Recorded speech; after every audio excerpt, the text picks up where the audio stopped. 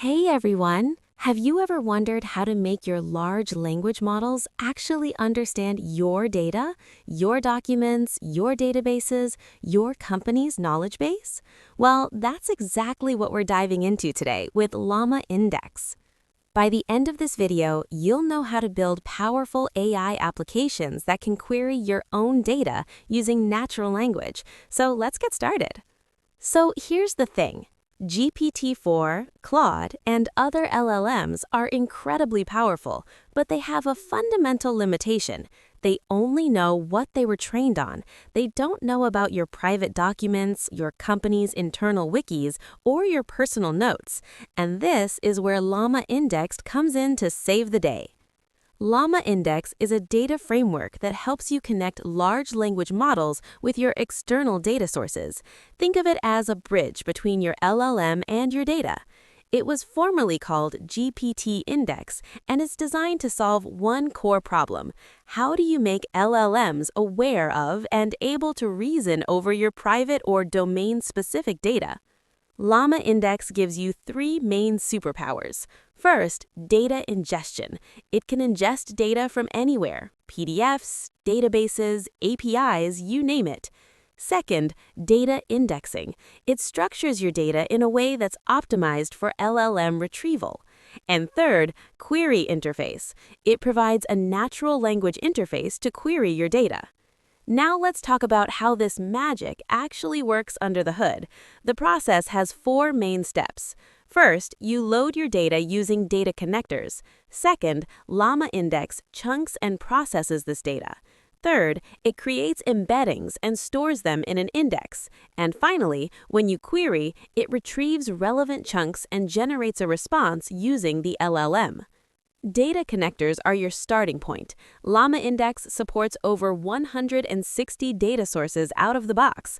We're talking PDFs, Word docs, SQL databases, Notion, Google Docs, Slack messages, basically anything you can think of. You can even build custom connectors for your specific data sources. All right, let's get our hands dirty with some code. First, installation is super simple. Just pip install llama-index. That's it. Now, let me show you the simplest possible example to get you started. Here's a minimal example that demonstrates the power of LlamaIndex. We start by importing the necessary modules, then we load some documents, in this case, a simple text file. Next, we create an index from these documents, and finally, we can query our data in natural language. Notice how clean and simple this is? Just a few lines of code to query your own documents. Let's break down some key concepts. In LlamaIndex, everything starts with documents. A document is the basic container for your data. It could be a PDF, a web page, or any text. Then, LlamaIndex breaks these documents into nodes, smaller chunks that are easier to process and retrieve. Think of it like this. If a document is a book, the nodes are the individual chapters or paragraphs. Now here's where it gets interesting, embeddings. LlamaIndex converts your text into embeddings. These are numerical representations that capture the semantic meaning of your text. Similar pieces of text have similar embeddings. These embeddings are stored in a vector store, which allows for super fast similarity search. When you ask a question, LlamaIndex finds the most relevant chunks based on embedding similarity. LlamaIndex offers several types of indices, and choosing the right one is crucial for your use case. The main types are Vector Store Index for semantic search, Tree Index for hierarchical summarization, List Index for sequential processing, and Keyword Table Index for keyword-based retrieval.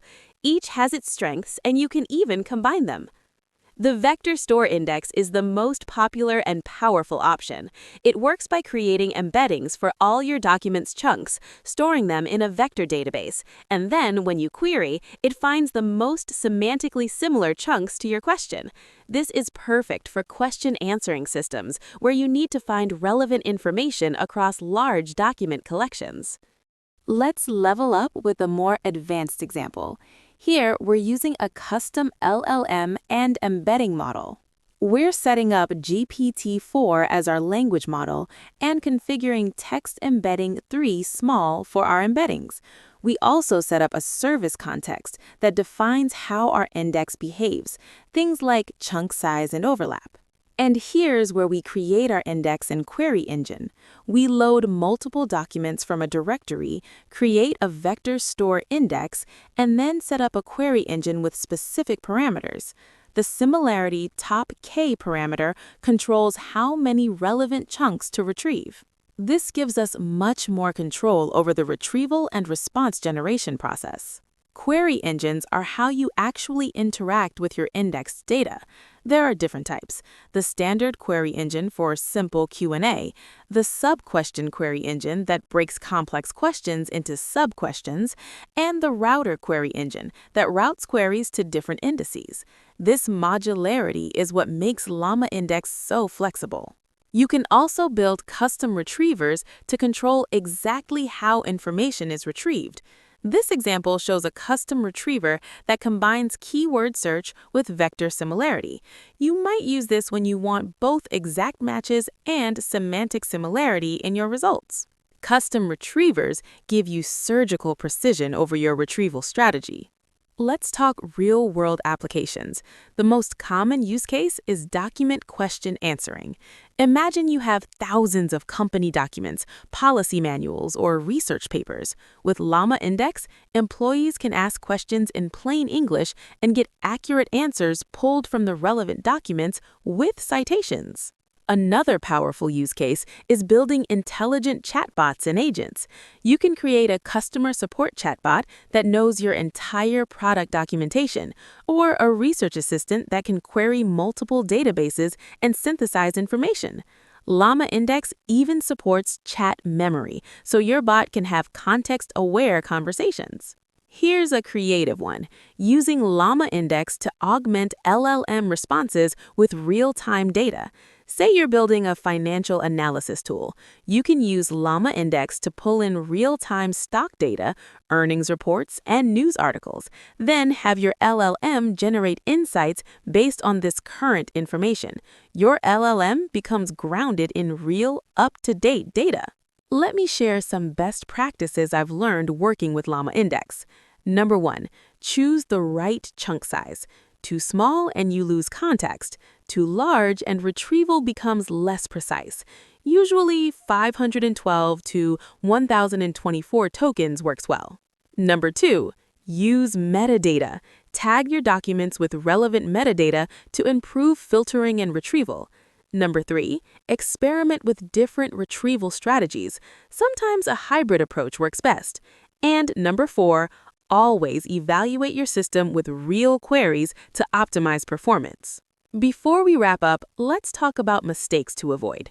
First pitfall: not handling long documents properly. Break them into logical chunks. Don't just use arbitrary splits. Second, ignoring prompt engineering. The way you structure your prompts matters a lot for quality response. And third, forgetting about cost. Every API call to OpenAI or Anthropic costs money. Use caching and optimize your retrieval to minimize costs. All right, let's recap what we've learned today. We explored what LlamaIndex is, how it works, different types of indices, and we built both basic and advanced examples. We looked at real-world use cases and best practices. Your next step: install LlamaIndex and try it with your own data. Start simple, then experiment with more advanced features.